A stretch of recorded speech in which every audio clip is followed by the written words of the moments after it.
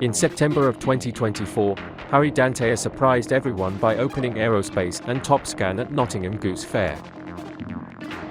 His father, Harry Danter, has owned Barry Island since 2016, the famous Welsh amusement park. Harry Danter used to go to Nottingham Goose Fair as a child.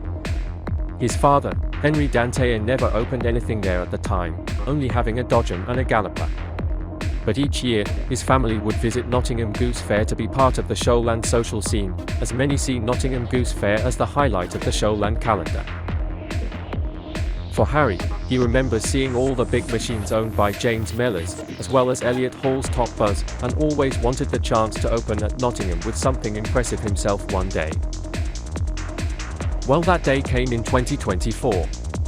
With the filming of the final Gavin and Stacey episode in Barry Island, the park would have to be closed to the public, and things moved around for filming. The schedule for the filming would be in the autumn, around the time of Nottingham Goose Fair, which made it the perfect opportunity to present a ride there. Harry Danter contacted Jamie Bearsley at Nottingham City Council to see if they were interested in giving floating ground at Nottingham for Aerospace and the Top Scan. Jamie's view was yes, we really want them at Nottingham, it was just a case of how to fit them in. With the bookings confirmed in August, preparations were being made to ensure both machines would be presented at their best in Nottingham, with freshly painted platforms and steps, as well as the lighting checked over, to ensure every bulb was working. In September, after the main summer season, both large rides started coming down. At 213 feet tall, Aerospace is a landmark in Barry Island, and it was certainly noticed by the locals. Once both rides were down, permission was granted to post the news on the Nottingham Goose Fair Facebook page. Aerospace arrived on the Forest. On the Saturday, both machines were built up side by side in Part B, and were getting a lot of interest from the locals.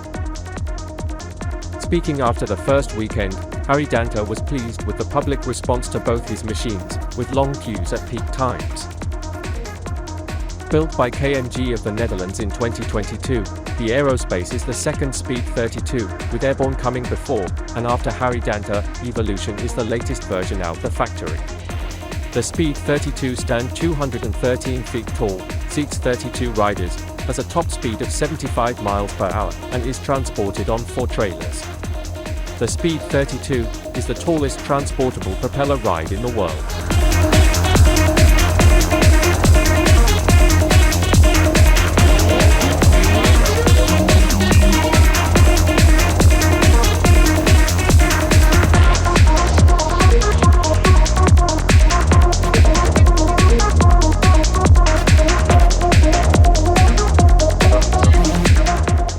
Not to be outdone, the Top Scan was certainly holding its own next door. Nottingham has always had a reputation for being a Top Scan ground. They have always done well here, since Top Buzz won in 1998. Harry Danter's Top Scan was built in 1996 and was the prototype machine. It is the 5th Top Scan to open at Nottingham, after Top Buzz 1, Top Buzz 2, Space Roller and Extreme. The machine proved locals in Nottingham still enjoy riding this style of ride, with long queues at peak times, even in Part B. Part B had long been seen as subprime ground, with lower footfall than the main ground. Many showmen and event manager Jamie Bearsley understood that more headline attractions were needed in Part B to increase footfall in the area, and by booking Aerospace and Top Scan, along with some other new attractions in the area, the increase in footfall was felt by many showmen in that part of the fair. Nottingham Goose Fair's attendance finished just shy of 500,000, which was considered satisfactory, given losing the first Friday night to a tram strike, which, while called off the next day, did also affect the first Saturday's attendance as well. Heavy rain also affected 3 days in the week. But all things considered, on the 3rd year since Nottingham Goose Fair went to 10 days, the fair was considered a success by many. Hopefully, as the 10-day duration gets established, the attendance figures will continue to grow over the next few years.